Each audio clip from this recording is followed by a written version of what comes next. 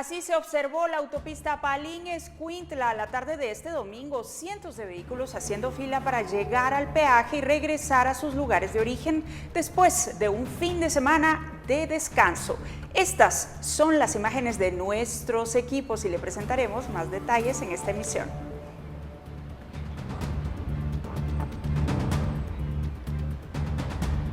Buenas noches, bienvenidos a la edición dominical de Noticiero Guatevisión de este 2 de mayo de 2021. Estamos listos para presentarle las noticias más importantes del fin de semana.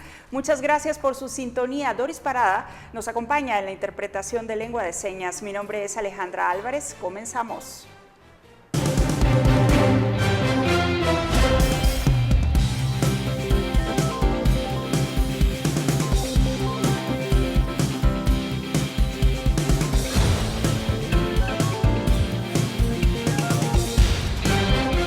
Las fuerzas de seguridad y el Ministerio Público localizaron en el interior de dos autos en Cocales, Suchitepeques, varios paquetes de dinero en efectivo. En uno de los vehículos se encontró 1.778.500 quetzales y en el segundo 1.591.110 quetzales. Se trata de dos vehículos tipo camionetilla, una a color gris y la segunda de color rojo, que mantenían en su interior varios paquetes con dinero en efectivo. Son fardos enumerados, según se aprecia en las fotografías del Ministerio Público. Por la cantidad considerable de efectivo, la diligencia se extendió por varias horas y en el reporte final se confirma la incautación de 3.369.610 quetzales, así como la captura de 3 personas que se conducían en estos vehículos. Y vea usted, los bomberos municipales departamentales informaron que la tarde del sábado 4 personas fallecieron en un accidente de helicóptero que se produjo sobre el kilómetro 135.5 de la ruta a Tiquizate, Escuintla. Las víctimas fueron identificadas como los esposos Andrea Orellana y José Alejandro Cáceres, el piloto aviador Cristian Edgardo Carrera Meléndez y Edgar Sandoval Rivera. El helicóptero cayó sobre el interior de la finca Sololá, de acuerdo con información que proporcionaron los bomberos. Y Marta Julia Lorenzana Cordón, detenida el viernes por la noche por narcotráfico, fue enviada a prisión preventiva a Mariscal Zavala, luego de ser escuchada en el juzgado de paz de turno. Será el Tribunal Quinto de Sentencia que conocerá detalles del proceso de extradición solicitado por Estados Unidos. Lorenzana Cordón permanecerá en prisión mientras es citada a audiencia para que se analice la prueba de las autoridades estadounidenses y se determine si será extraditada hacia ese país. Según la investigación de Estados Unidos, la mujer pertenecía a una organización de tráfico de drogas a gran escala, la cual opera en Zacapa y en otros departamentos. La estructura supuestamente traficó grandes cargamentos de cocaína a través de México con destino final a Estados Unidos. Y la Policía Nacional Civil confirmó la aprehensión de 16 personas el 1 de mayo por ingerir bebidas alcohólicas fuera del horario permitido. Este fin de semana regresó el horario de operaciones para bares y discotecas hasta las 21 horas, después de que el presidente Alejandro Yamatei levantó el estado de prevención que estuvo vigente por 15 días para evitar la propagación de casos de coronavirus. Tan solo en los departamentos de Guatemala y Alta Verapaz se contabilizan 16 capturas y 12 hombres y también 4 mujeres, quienes fueron sorprendidos ingiriendo bebidas alcohólicas y escandalizando la vía pública, violando así los protocolos de bioseguridad contra el COVID-19, según las fuerzas policiales.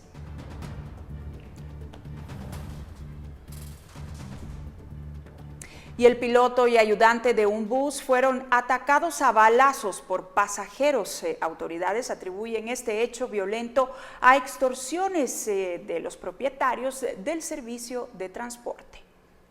Un incidente armado en el interior de un servicio de transporte con ruta de Retaluleu a San Felipe, que ocurrió en el kilómetro 178 en la mañana de este domingo en jurisdicción de San Sebastián, provocó la muerte del ayudante y heridas de gravedad al piloto.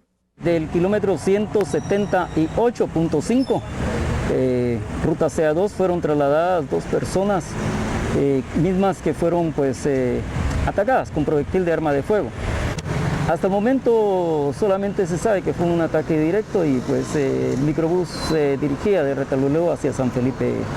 Pasajeros relataron a las autoridades que 2 personas que se encontraban a bordo del bus dispararon en repetidas ocasiones al conductor identificado como Milton Vázquez, de 38 años, y el ayudante Eliseo Pérez, de 45.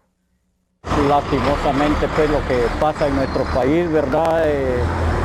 Tanta delincuencia, es triste, es lamentable. Yo creo que cada día vamos de mal en peor, ¿verdad? Pero hasta aquí solo Dios sabe, ¿verdad?, a qué se debió la muerte del muchacho. Las víctimas fueron trasladadas por cuerpos de socorro en estado crítico a la emergencia del Hospital Nacional de Retaluleu. Pérez murió tras su ingreso. Autoridades indicaron que el ataque se debe a extorsiones a este servicio de transporte e investigarán los hechos. Desde Retaluleu, para Noticiero Guatevisión, reportó Victoria Ruiz. Y entre el asueto por el Día del Trabajo, que este año cayó en sábado, y el retiro de las medidas sanitarias enmarcadas en el estado de prevención ya finalizado, miles de guatemaltecos del área metropolitana se movilizaron hacia la costa sur. Así se observó esta carretera, largas filas justo antes de las cabinas de pago de la autopista que conduce a Escuintla. Tanto la cabecera departamental como el puerto San José, típico destino entre los vacacionistas que buscan playa, están en naranja de acuerdo con el semáforo epidemiológico de alertas del Ministerio de Salud Pública. Cabe recordar, además, que el presidente Yamatei dio libre el lunes a los trabajadores del Estado, con lo que para mucha gente es un fin de semana largo. Según reportes de la PMT de Villanueva, este domingo se reporta fuerte congestionamiento vial en esa ruta.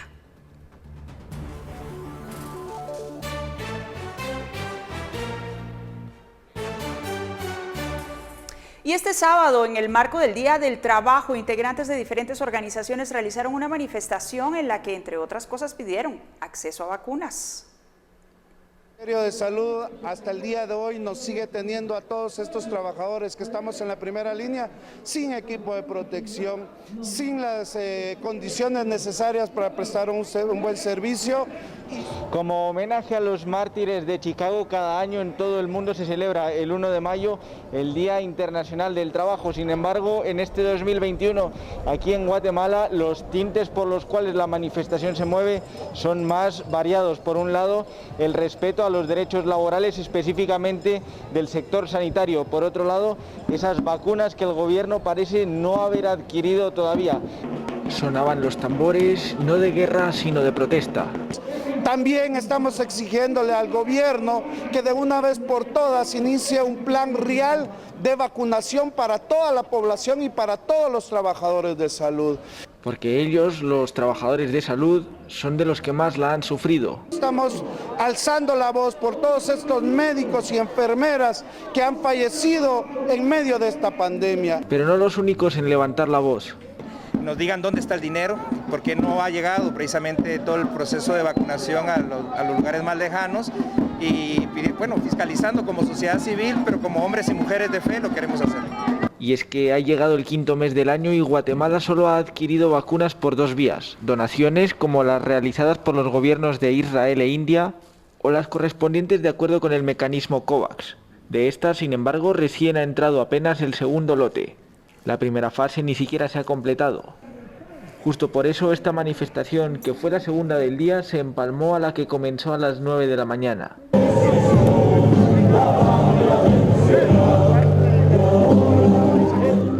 Con imágenes de Elmer Vargas, reportó para Noticiero Guatevisión, Felipe Garrán. Bueno, pero vea, esa protesta por las vacunas fue antecedida por la habitual manifestación del 1 de mayo en la conmemoración del Día Internacional del Trabajo. Este año estuvieron muy presentes las consignas en contra de los diputados del Congreso de la República, de las maniobras alrededor de la elección de magistrados de la Corte de Constitucionalidad y de la falta de insumos médicos para contrarrestar los efectos de la pandemia. Desde temprano, a las 9 de la mañana, el Movimiento Sindical Nacional, junto a los sindicatos del Seguro Social y el Hospital General, así como otras asociaciones civiles como el grupo interreligioso Centinelas, se hicieron presentes en la Plaza de la Constitución con tambores, pancartas, megáfonos y sobre todo un mensaje para transmitir. El ámbito de los derechos laborales está bastante deprimido. Una de nuestras principales reivindicaciones es la salud en el trabajo, el fortalecimiento del Ministerio de Trabajo y particularmente el derecho a la libre sindicalización. y para todo aquel hombre y mujer que demanda justicia ante todos los atropellos que estamos viviendo hoy en día con el Congreso de la República, con el tema de la corrupción y todo aquello que va en vías del detrimento de la vida y del bien común. Bueno, ¿y cómo está el semáforo epidemiológico este fin de semana? Se lo contamos en el siguiente resumen. Este sábado finalizó el estado de prevención a nivel nacional, con lo que el sistema de alertas por semáforo sanitario volvió a operar. Nuevamente la tendencia es a empeorar. 138 municipios aparecen dentro de la alerta roja, la peor del conteo por colores. En la actualización anterior, hace 2 semanas, eran 131. El nivel de alerta inmediatamente inferior, el naranja, también se mostró al alza. De los 137 que se marcaron la última vez, pasaron a ser 148. El amarillo, que representa el nivel más bajo dentro de los existentes ahora mismo, bajó de 72 a 54.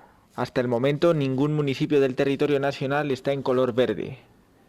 La capital, así como otras 2 urbes de alta importancia, Antigua Guatemala y Quetzaltenango, aparecen en naranja.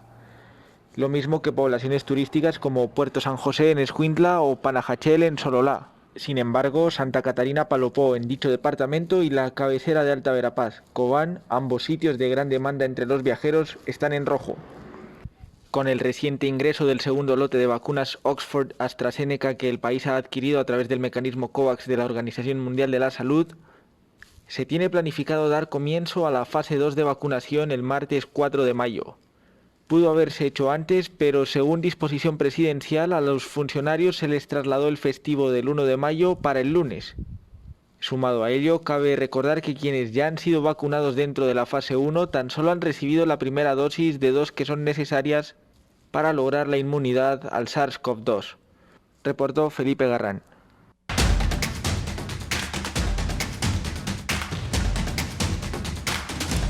Y este fin de semana llama la atención lo que está sucediendo en El Salvador. El nuevo Congreso, dominado por los aliados del presidente Nayib Bukele, tomó posesión el sábado y destituyó a jueces enfrentados con el gobernante y al fiscal general en una decisión considerada por la comunidad internacional como un intento de concentrar el poder. De acuerdo con que el tema está suficiente. El nuevo Congreso de El Salvador, dominado por el presidente Nayib Bukele, tomó posesión el sábado y destituyó a jueces enfrentados con el gobernante y al fiscal general, en una decisión considerada por la comunidad internacional como un intento de concentrar el poder. Es evidente que los miembros de dicho tribunal no están a la altura de las necesidades de El Salvador, que claramente necesita funcionarios más conscientes, más apegados a la protección de la vida de las personas, y es que sin la vida, señores, no existen demás derechos constitucionales.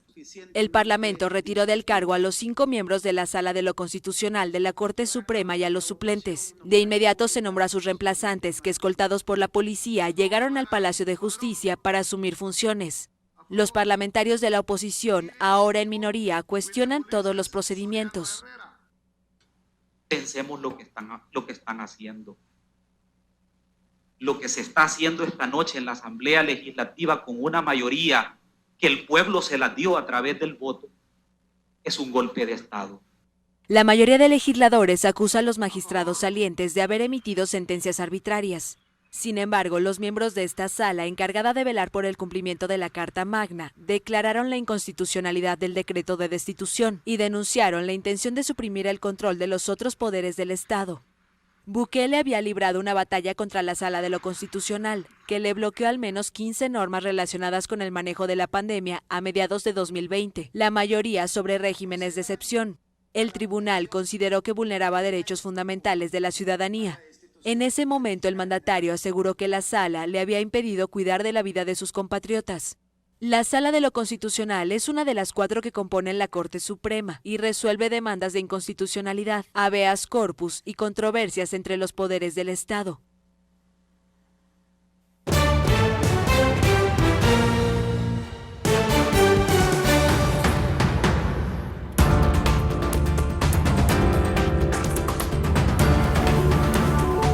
Luto luto por la muerte del doctor Aldo Castañeda. Volvemos con detalles de este y otros temas luego de la pausa.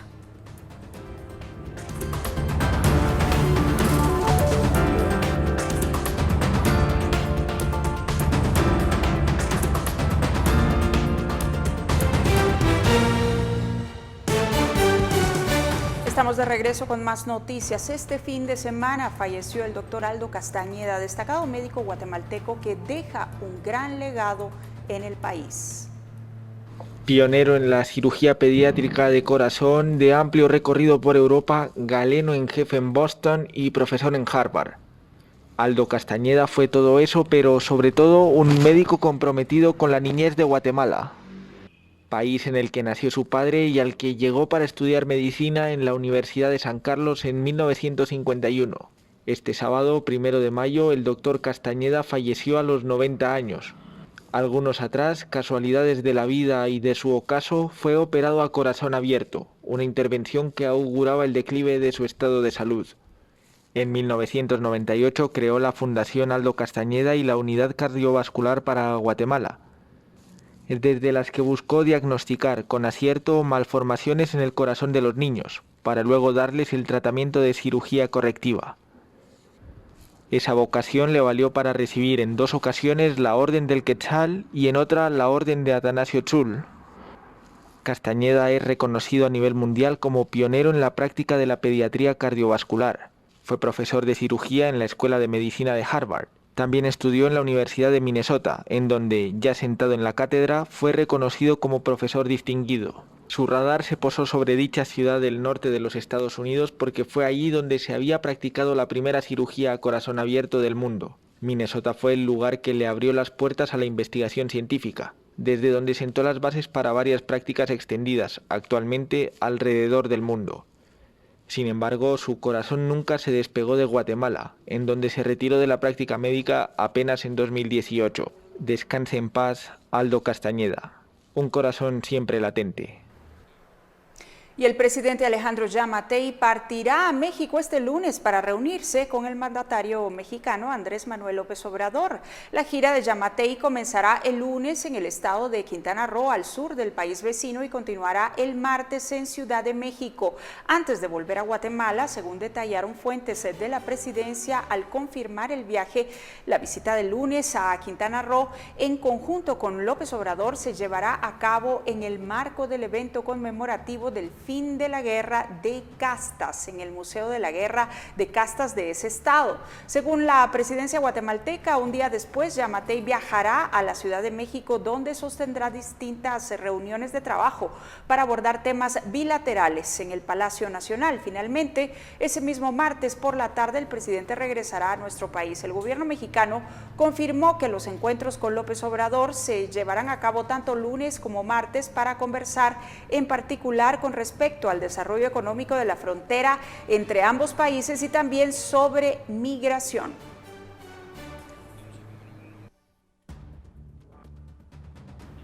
Y hace 9 meses se reveló el caso Comisiones Paralelas y ya hay 8 procesados encaminados y un prófugo de la justicia. El caso tiene nuevos hallazgos con el testimonio del exsecretario de la Presidencia, Gustavo Alejos Cámbara, quien se ha convertido en testigo y su declaración agiliza las investigaciones. Hace 9 meses se reveló el caso Comisiones Paralelas 2020, una investigación que efectúa la Fiscalía Especial contra la Impunidad del Ministerio Público y que según sus pesquisas hubo negociaciones ilícitas del exsecretario privado de la Presidencia y privado de libertad, Gustavo Alejos Cámbara, con comisionados de postulación, aspirantes a integrar altas cortes, actores externos al proceso y diputados al Congreso de la República. Este caso ha develado cómo se cooptan las Cortes Nacionales en Guatemala, los mecanismos de negociación y el camuflaje de procesos de elección. El caso está cerca de cumplir 1 año desde que se hizo público y ya hay 8 señalados ligados a proceso penal. Murphy Pais, rector de la Universidad de San Carlos de Guatemala, Estuardo Galvez, ex rector de esa misma casa de estudios, Jennifer del Acua Lima, Ana del Rosario Alfaro, Juan Salvador Soto, Henry Giovanni Dubón y Luis Fernando Ruiz. Los 7 procesados por tráfico de influencias, asociación ilícita y violación a la Constitución. El caso ha acelerado su desarrollo en febrero y marzo último por la declaración que brindó a la Fiscalía Alejos Cámbara. De ser el artífice del amaño de las Cortes Nacionales, ahora pasó a ser el testigo y ha señalado la participación de cada implicado. El 26 de abril último, la jueza de mayor riesgo D, Erika Ifán, en audiencia reveló fragmentos del testimonio de Alejos Cámbara. En una parte de su declaración deja al descubierto al rector de la USAC, Murifi País.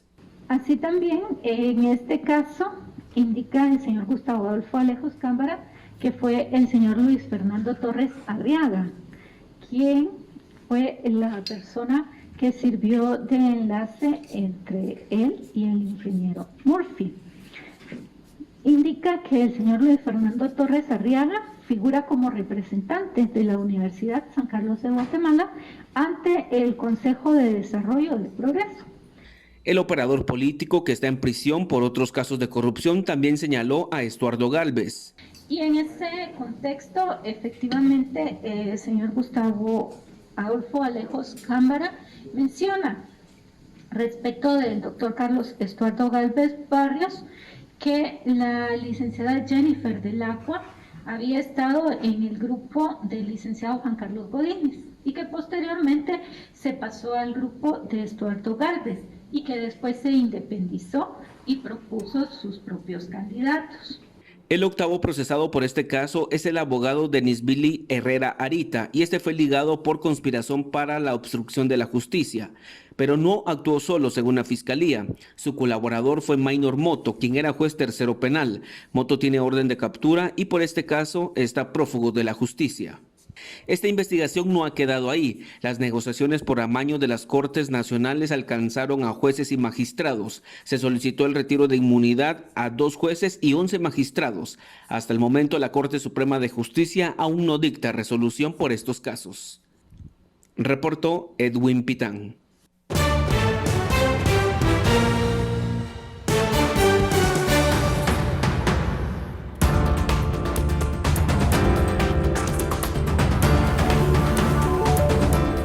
Al regresar de la pausa, en Datos le contamos cómo avanzan los procesos de vacunación en Guatemala y el mundo. Quédese con nosotros.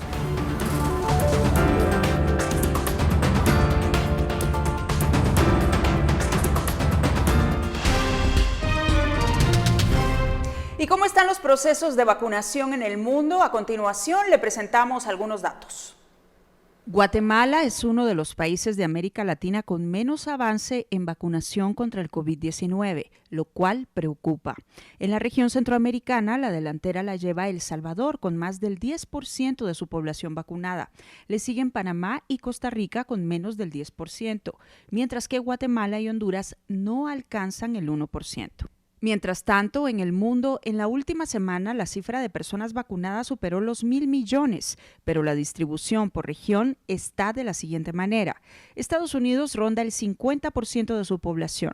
Le sigue la Unión Europea con más del 32%, el resto de Europa arriba del 21%, mientras que América del Sur no alcanza ni el 10% de su población. Asia está por llegar al 4% y África menos del 1%.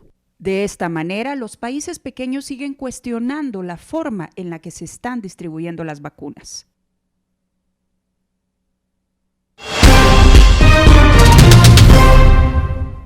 Y la actualización del semáforo de alertas COVID-19 de salud pública reflejó el incremento de casos a nivel departamental en Retalhuleu, situación que preocupa a los pobladores. De acuerdo con la última actualización de alertas del Ministerio de Salud, la cifra de casos positivos de COVID-19 asciende a un total de 638 casos en el departamento de Retalhuleu y registra 4 municipios en rojo, 2 de ellos se habían mantenido en alerta naranja.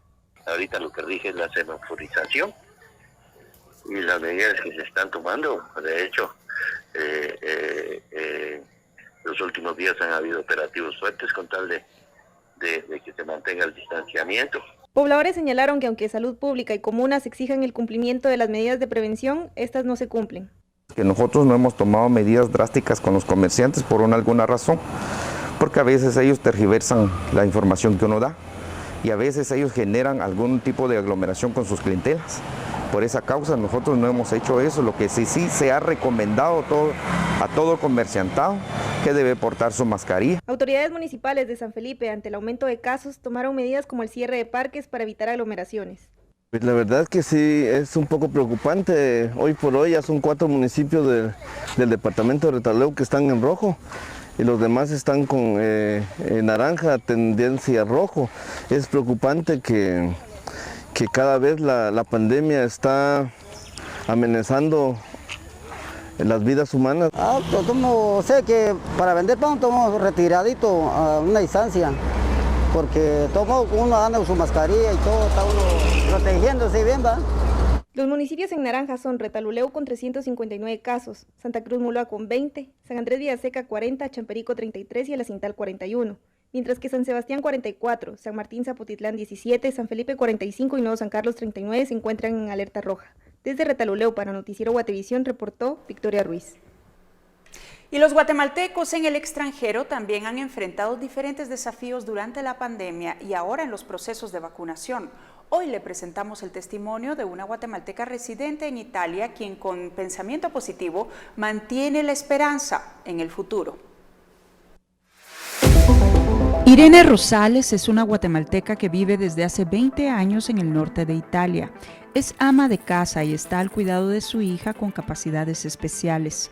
Hablamos con ella para conocer cómo ha cambiado su vida en los meses de pandemia siendo extranjera en un país que fue el epicentro de contagios en Europa, y nos contó cómo avanza el proceso de vacunación.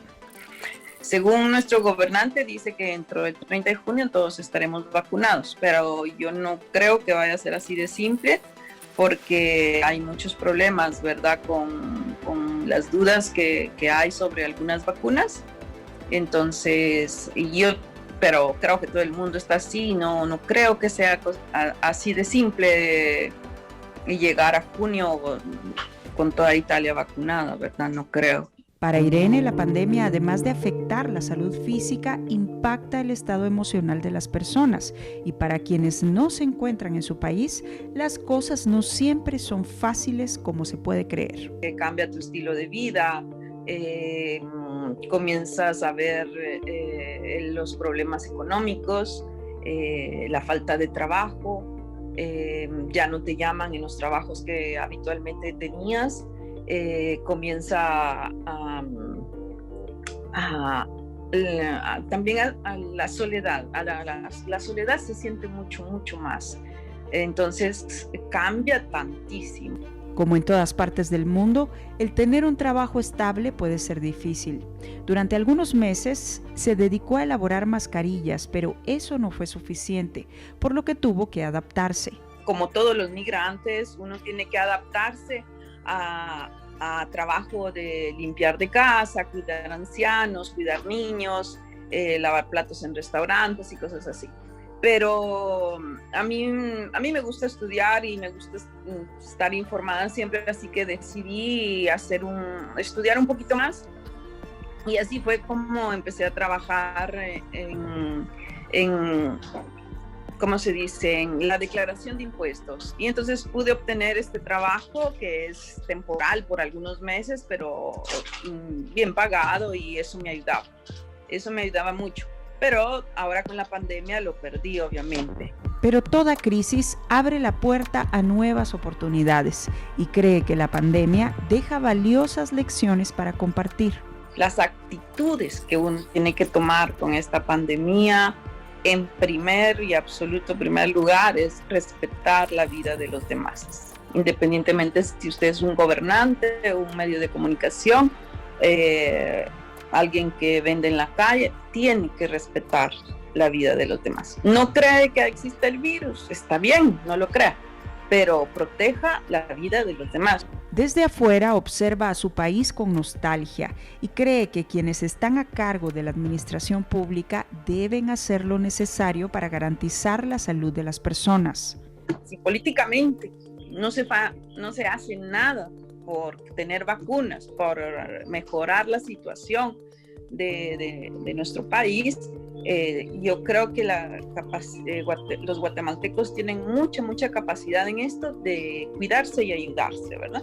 Entonces creo que hay que respetar la vida. Sin embargo, recuerda que la responsabilidad individual, el pensamiento positivo y la fe son muy importantes para mantener la motivación necesaria y salir adelante. Voy a buscar algo positivo porque yo creo que uno puede hacer el cambio desde su casa, ¿verdad? Y ahí es donde empieza todo, en la casa, en el hogar, en la familia. Si se mantiene unido, si se mantiene positivo, si se mantienen sanos, se va a salir adelante. Como salimos del terremoto, como salimos de la guerra, quién más dañado, quién no, pero así es la vida, ¿verdad? Entonces es lo único que digo. Guatemala es un gran país y su gente todavía aún más.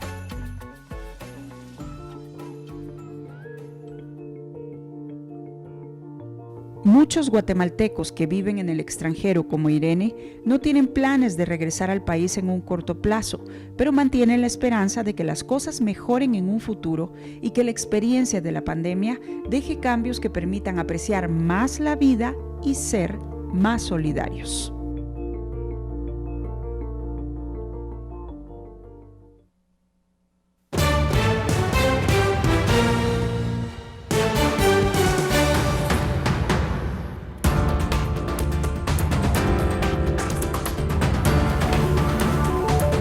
Flujos de lava del volcán Pacaya no se detienen. ¿Cómo ha transcurrido la actividad del coloso en los últimos días? El detalle luego de esta nueva pausa.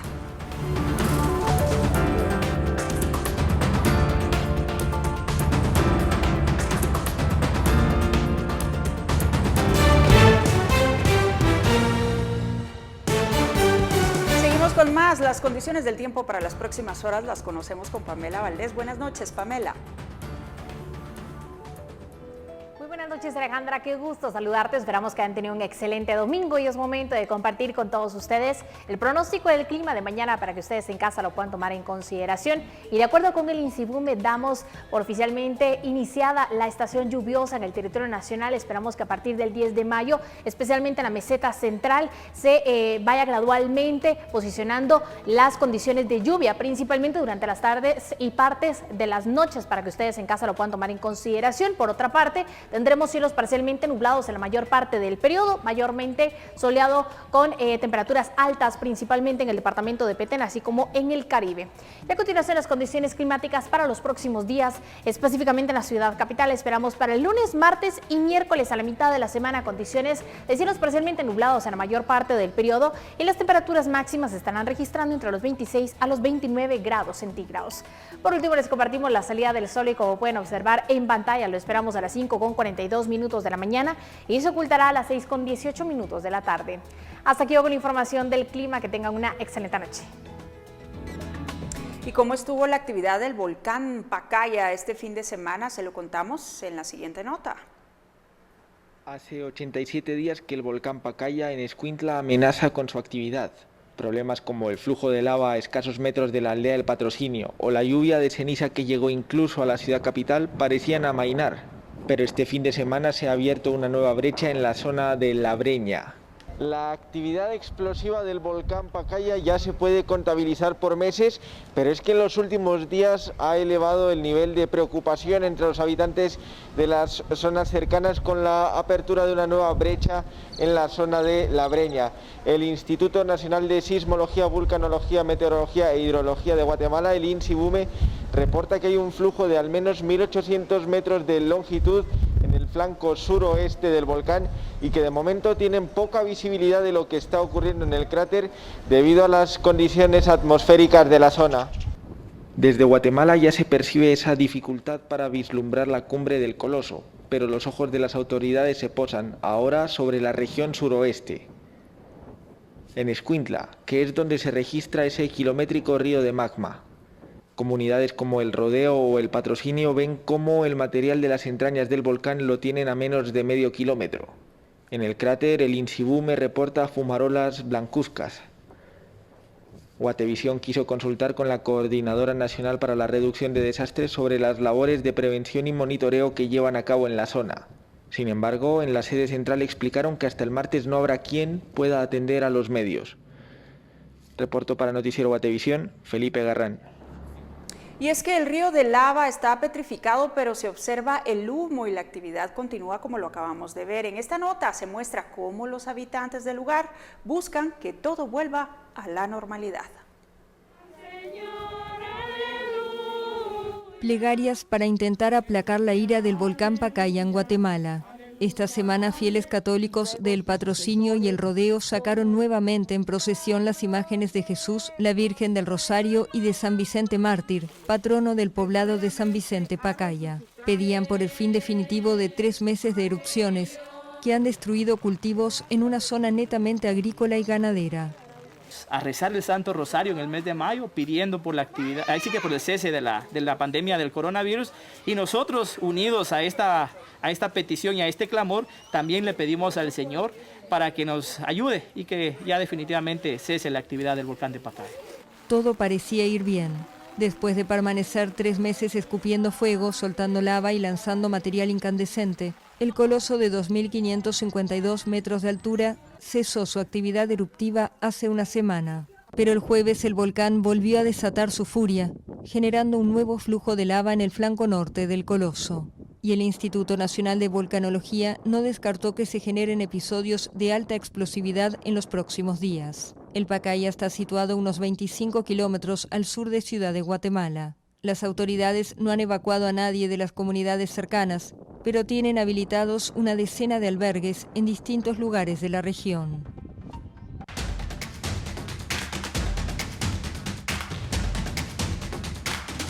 En las noticias del mundo, el gobierno de Venezuela anunció en el Día del Trabajador un aumento del salario mínimo de casi 300%, que sin embargo no alcanza para comprar los alimentos necesarios en medio de una hiperinflación. Entra en vigencia un incremento del salario mínimo a 7 millones de bolívares, equivalente a $2,5, según informó el ministro del Trabajo, Eduardo Piñate, ante una concentración de seguidores del chavismo en un acto con motivo del 1 de mayo.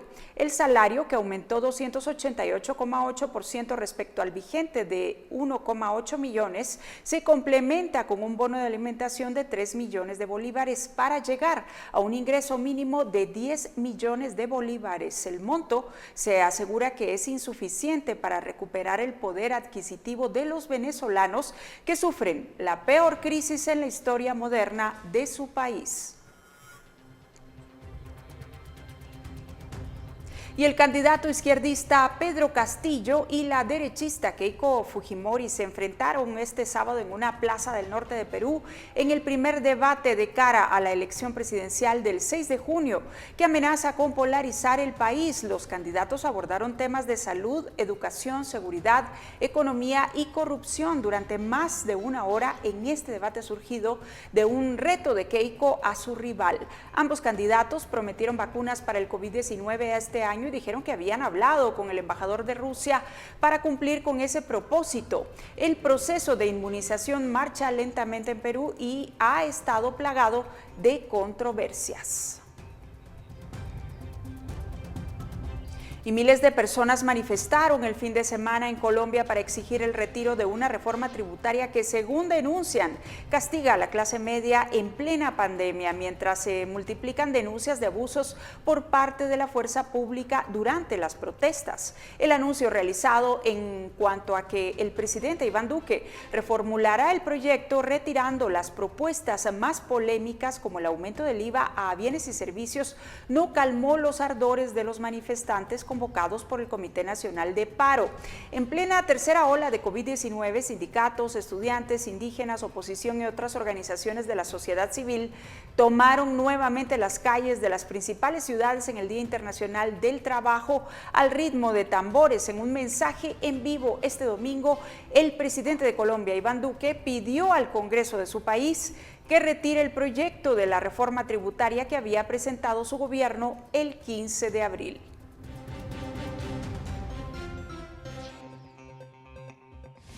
Y el Papa Francisco, firme defensor de la vacunación contra el COVID-19, lanzó el sábado una iniciativa más espiritual, una maratón de oración que será seguida por 30 santuarios de todo el mundo. El Papa Francisco inició el sábado un maratón de oración contra la pandemia en la Basílica de San Pedro. La iniciativa espiritual será seguida por 30 santuarios de todo el mundo. Todos los días de mayo, los creyentes están llamados a rezar el rosario para invocar el fin de la pandemia y que las actividades sociales y laborales puedan reanudarse. En la dramática situación actual, llena de dolor y angustia que aflige al mundo entero, te llamamos, Madre de Dios, Madre nuestra, y buscamos refugio bajo tu protección. E cerchiamo refugio sotto la tua protezione. O Vergine María, volgi a noi i tuoi occhi. Virgen María, vuelve tus ojos misericordiosos hacia nosotros en esta pandemia de coronavirus y da consuelo a los que están perdidos y lloran por sus seres queridos muertos, a veces enterrados de una manera que hiere el alma. Volte in un modo che ferisce l'anima. El sumo pontífice cerrará la iniciativa el 31 de mayo desde los jardines del Vaticano. Il Signore è con te. Tu sei benedetta fra le donne.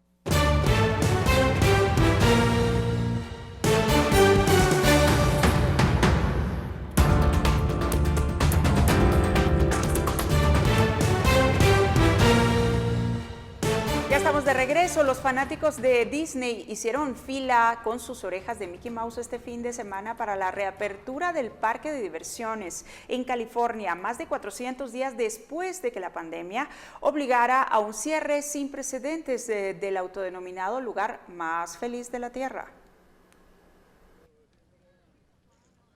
Disneyland volvió a abrir sus puertas en California. Tras más de un año de que la pandemia obligara a un cierre sin precedentes, los fanáticos del estudio de animación pudieron disfrutar nuevamente las atracciones. Es el sentimiento más grande que jamás haya tenido. Estuvimos aquí hace exactamente 415 días, el día del cierre, el 13 de marzo, y le prometí a mi hija que volveríamos el día de la inauguración y lo hice realidad. Así que sí, estamos muy emocionados. We're very excited.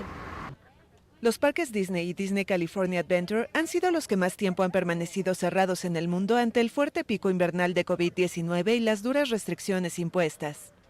Pero ahora que California cuenta con la tasa de infección per cápita más baja del país, las entradas al parque ya se encuentran agotadas para las siguientes 7 semanas. Pasé literalmente 11 horas en varias computadoras durante mi día de trabajo mientras estaba viendo pacientes. Le debo un regalo a mi niñera por hacernos entrar hoy. Fue ridículo. Dentro del parque, el aforo está limitado al 25% de su capacidad y solo los residentes de California que tengan reserva pueden entrar en grupos restringidos. Las mascarillas son obligatorias, se comprueba la temperatura antes de la entrada y los famosos desfiles y espectáculos nocturnos se suspendieron por temor a aglomeraciones. Me sentí muy segura dentro, todos mantienen sus distancias sociales. Los paseos, las filas son increíbles. Hay miembros del elenco que te dicen dónde estar, dónde pararte. Me siento realmente cómoda. Según la presidencia del parque, el cierre se aprovechó para hacer mejoras en algunas de las atracciones, aunque otras permanecen cerradas.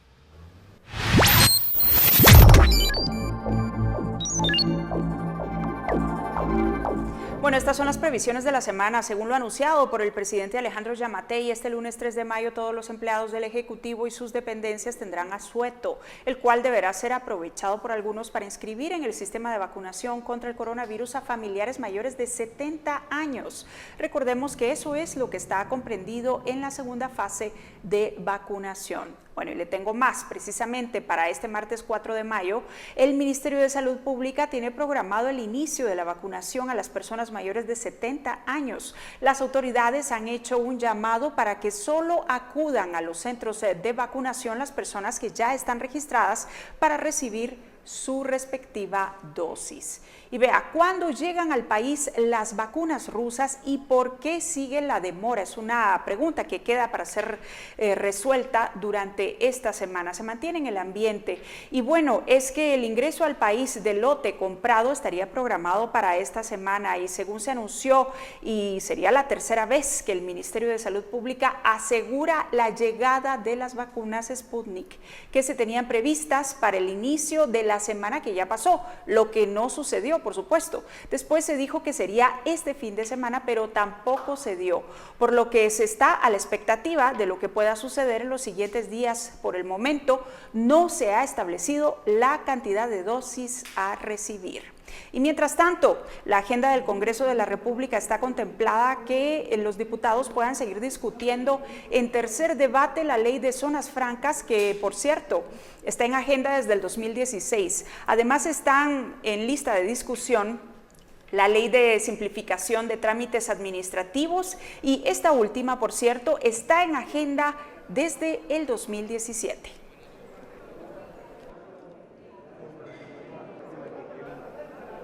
Y es así como llegamos al final de la edición dominical de Noticiero Guatevisión. Nos despedimos con esta nota de cultura. Resulta que después de meses, el Museo Nacional de Arte Moderno presenta una muestra de arte internacional. Se trata de arte catalán en Guatemala. Pablo Juárez nos cuenta los detalles. Buenas noches, que descansen.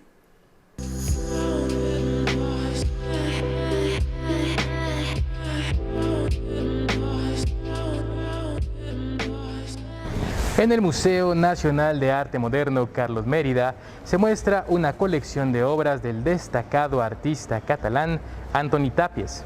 Se trata de la primera exhibición temporal que muestra este recinto cultural desde la llegada de la pandemia.